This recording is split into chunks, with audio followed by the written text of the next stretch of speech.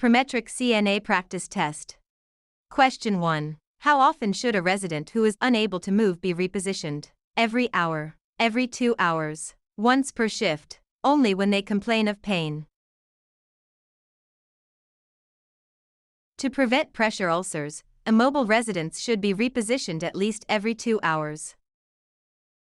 Question 2. What should a CNA do before entering a resident's room? Walk right in. Knock and wait for permission to enter. Call out the resident's name from the hall. Check the resident's chart.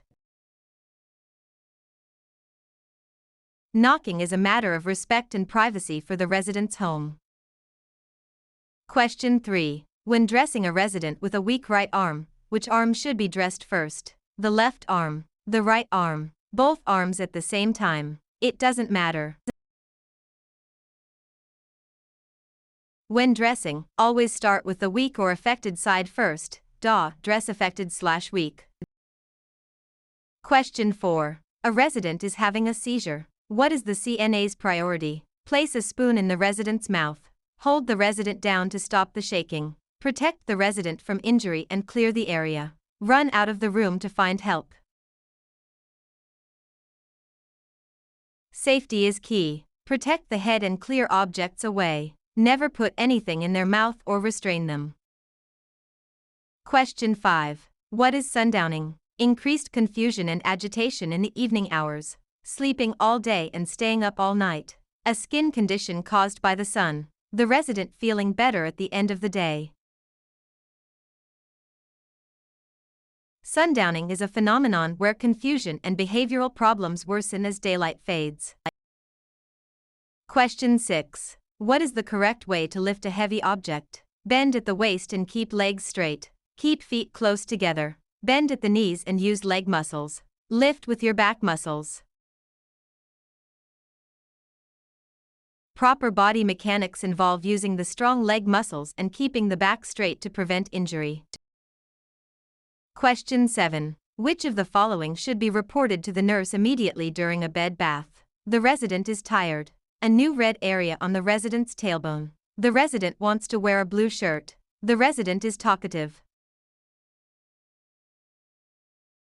New skin breakdown or redness over a bony prominence is a sign of a potential pressure ulcer and must be reported immediately.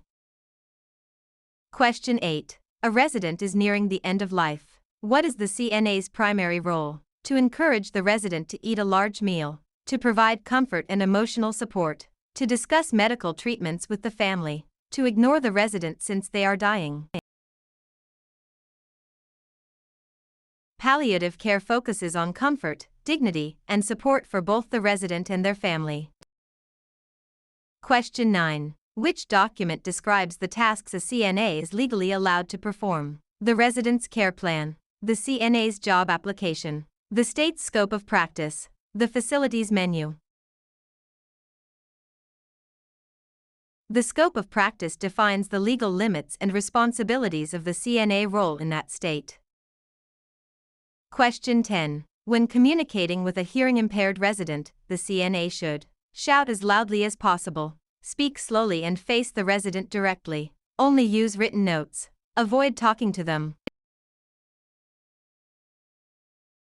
Facing the resident allows them to see your lips and facial expressions, and speaking clearly helps communication. Question 11. What is the normal range for an adult's oral temperature? 96.6 to 98.6 F, 97.6 to 99.6 F, 98.6 to 100.6 F, 95.0 to 97.0 F. The average oral temperature is 98.6 degrees Fahrenheit, with a normal range typically between 97.6 degrees Fahrenheit and 99.6 degrees Fahrenheit. Question 12. What is the primary goal of restorative care? To perform all tasks for the resident. To help the resident regain or maintain the highest level of function. To cure the resident's illness. To move the resident to a hospital. Restorative care focuses on helping residents maintain or regain their independence and physical function. Question 13. What is a common sign of a urinary tract infection, UTI, in an elderly resident? Sudden confusion, increased appetite, better sleep, improved mobility. In the elderly, UTI is often present with cognitive changes or delirium rather than just physical symptoms. Question 14. A resident refuses a bath. What should the CNA do? Force the resident to bathe. Skip the bath and try again later. Tell the resident's family. Document that the resident is difficult. Residents have the right to refuse care. The CNA should respect the refusal and try again at a different time.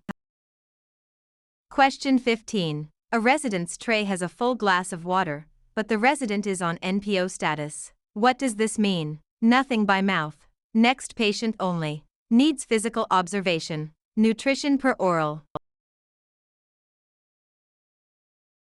NPO stands for nil per os, meaning nothing by mouth. No food or water should be given.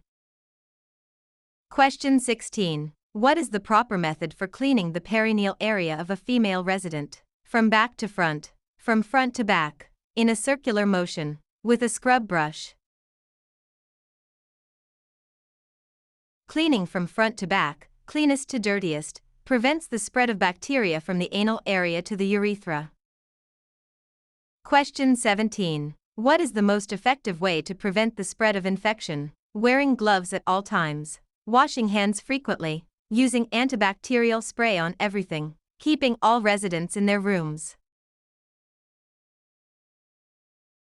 Hand washing is the single most important practice in preventing the spread of infection. Question 18. When should standard precautions be used? Only for residents with known infections. Only when the resident is coughing. For every resident at all times. Only when the nurse tells you to. Standard precautions are designed for use with all patients to reduce the risk of transmission of pathogens. Question 19. If a resident is in a vest restraint, how often must they be checked? Every 15 minutes. Every hour. Every 2 hours. Once per shift. Residents in restraints must be monitored at least every 15 minutes to ensure safety and circulation. Question 20. Which of the following is a sign of dehydration? Clear, pale yellow urine. Moist skin. Dark, concentrated urine. Increased appetite. Dark, strong-smelling urine and low output are classic signs of dehydration.